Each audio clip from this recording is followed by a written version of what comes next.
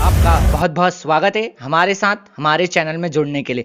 महाराज जी, आपके श्री चरणों में प्रणाम। नमो नारायण। महाराज जी, आपका बहुत बहुत स्वागत है हमारे चैनल में, और हमारे साथ जुड़ने के लिए हम आपका तहे दिल से आभार व्यक्त करते हैं, क्योंकि आपका बहुत ही व्यस्ततम समय रहता है और आपने हमें समय दिया अपना अमूल्य। तो मैं आपको आज जिनसे मिलवाने वाला हूं, या यूं कहें जिन सिद्ध संत योगी महामंडलेश्वर महाराज जी से मिलवाने वाला हूं। आइए पहले हम जान लेते हैं महाराज जी का परिचय। मैं आपको महाराज जी का परिचय बताते हुए, महाराज जी के द्वारा की गई अनेक सिद्ध संत साधनाएं हैं। महाराज जी का शुभ नाम हिमालयन योगी वीरेंद्रानंद गिरी महाराज महामंडलेश्वर के पद पर रहकर जूना अखाड़े की धर्म ध्वजा महाराज जी संभालने का कार्य कर रहे हैं। महाराज जी का बहुत ही गौण व्यक्तित्व है और ज्ञान के अथाह सागर, शास्त्र उपनिषद के वक्ता प्रवक्ता और अन्य देशों में भ्रमण किए हुए हैं। महाराज जी हिमालय पर कई वर्षों तक सिद्ध साधना में लीन रह करके अपने जीवन को तपाया और गलाया है। आइए महाराज जी से ही जान लेते हैं उनके जीवन के कई आयाम, और आज हम महाराज जी से आध्यात्मिक चर्चा के दौरान जानेंगे साधना और ध्यान के बारे में। तो लीजिए शुरुआत करते हैं हमारे कार्यक्रम चर्चा परिचर्चा में, जो कि सिद्ध संत योगियों के साथ की जा रही है। महाराज जी, आपका पुनः से स्वागत हमारे चैनल में। महाराज जी, ध्यान और साधना में क्या अंतर है, यह हमारे दर्शक और हम आपसे जानना चाहेंगे। सर्वप्रथम मैं जूना अखाड़े की ओर से और महामंडलेश्वर स्वामी वीरेंद्रानंद हिमालयन योगी की ओर से आपके इस चैनल को बहुत बहुत बधाई, साधुवाद और धन्यवाद कि आप अपने इस चैनल के माध्यम से साधु संतों के बारे में, सनातन धर्म के बारे में, और जो ये दिव्य और भव्य 2021 का जो महाकुंभ हरिद्वार में हो रहा है, इसमें जो हिमालयों से निकल के, गुफाओं से निकल करके जो सिद्ध संत यहाँ हरिद्वार में पहुंचे हुए हैं, उनका आप व्यक्तिगत रूप से परिचय देश विदेश में दे रहे हैं, उसके लिए भी आप बधाई के पात्र हैं। प्रश्न है आपका ध्यान और साधना। ध्यान बाल्यकाल से जब बच्चा पैदा हो जाता है तब से वो मरने तक ध्यान ही करता है। ध्यान की कोई अलग परिभाषा नहीं है, लेकिन उसको टेक्निकली अगर वैज्ञानिक तरीके से अगर हम समझें तब हमें ध्यान और साधना की परिभाषा और अंतर बताना पड़ेगा।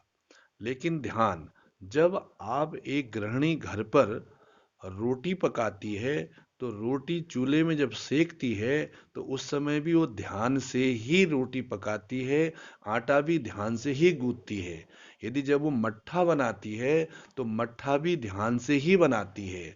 और आपने सुना होगा कि जब आप बच्चे थे, स्कूल जाते थे, तो आपकी मम्मी आपसे कहती थी कि आपकी माताश्री, बेटा ध्यान से स्कूल जाना, ध्यान से पढ़ाई करना। और यदि उसके बाद सब्जी लेने के लिए बाजार में जाते थे तो आपके पिताश्री कहते थे, बेटा अपना ध्यान से सड़क में चलना। और जब आप वापस कहीं आगे पीछे कहीं भी किसी भी क्षेत्र में आप जाते थे, हर वक्त आपके घर के लोग आपको इसी ध्यान शब्द का ही ध्यान रखते हुए आपको हमेशा इंगित करते थे। तो मैं ये आपको बताना चाहता हूं, ध्यान तो हमेशा ही रहता है, लेकिन किसका ध्यान रखना है ये बड़ी बात है। क्योंकि आप लोग हाई स्कूल का प्रमाण पत्र प्राप्त कर लेंगे, इंटरमीडिएट का प्रमाण पत्र प्राप्त कर लेंगे, बीए बीएससी का प्रमाण पत्र प्राप्त कर लेंगे, लेकिन ध्यान का प्रमाण पत्र तो आपको साधु संतों से ही मिलेगा।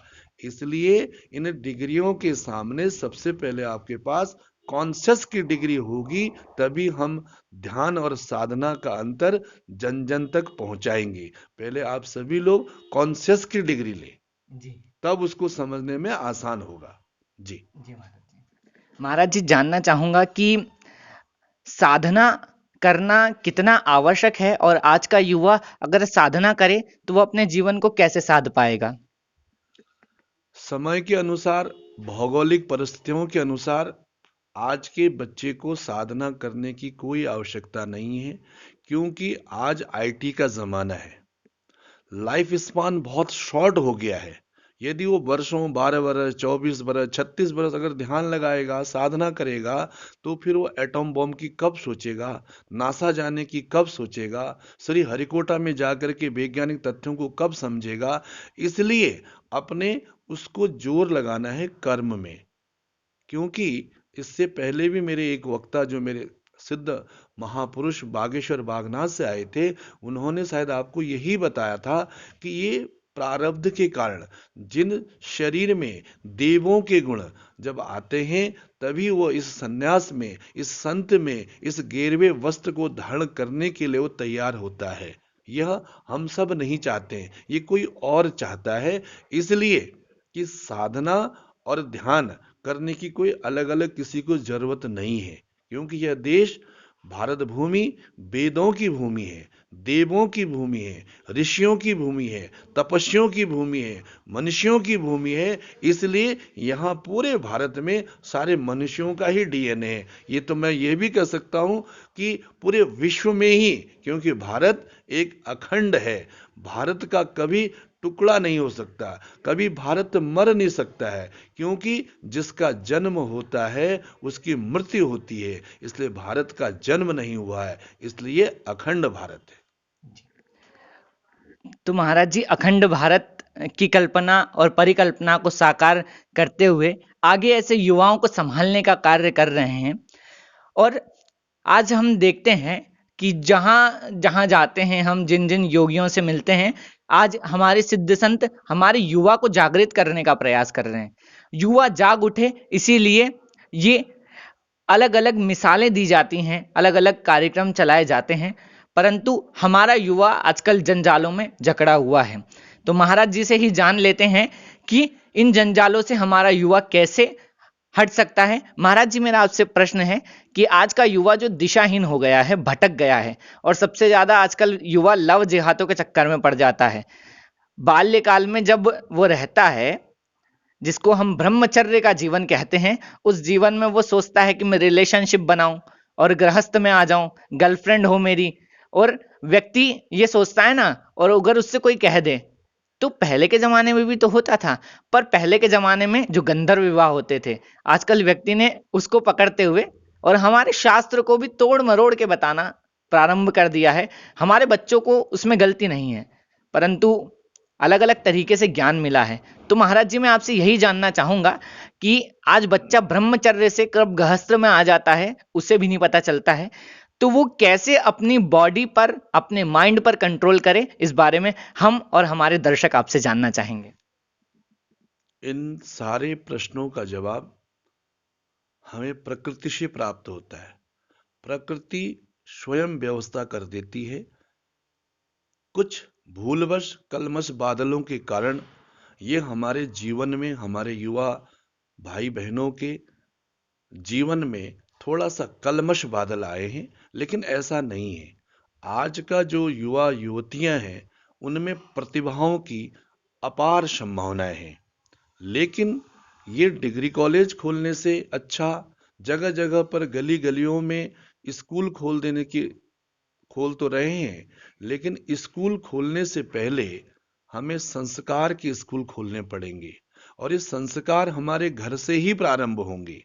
और जब संस्कार उन बच्चों में आ जाते हैं, तो उसके बाद शिक्षा और चिकित्सा एक ऐसा माध्यम है जो बच्चों में संस्कार के साथ साथ उनके उन्नति के दरवाजे खोलता है। अगर जिसकी शिक्षा अच्छी होगी तो निश्चित रूप से उसके संस्कार भी अच्छे होंगे, और संस्कार अच्छे होंगे तो शिक्षा ग्रहण करेगा, शिक्षा ग्रहण करेगा तो दीक्षा प्राप्त करेगा, और दीक्षा प्राप्त करेगा तो निश्चित रूप से उसकी चेतना का विकास होगा।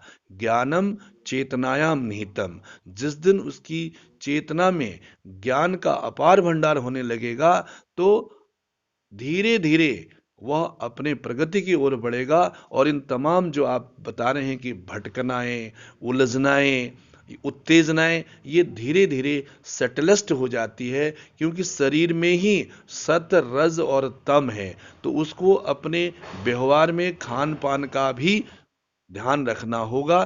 क्योंकि खान पान से ही शरीर बनता है, खान पान से ही संस्कार बनते हैं। अगर आप खिचड़ी खाएंगे तो खिचड़ी के जैसे ही गुण बताएंगे।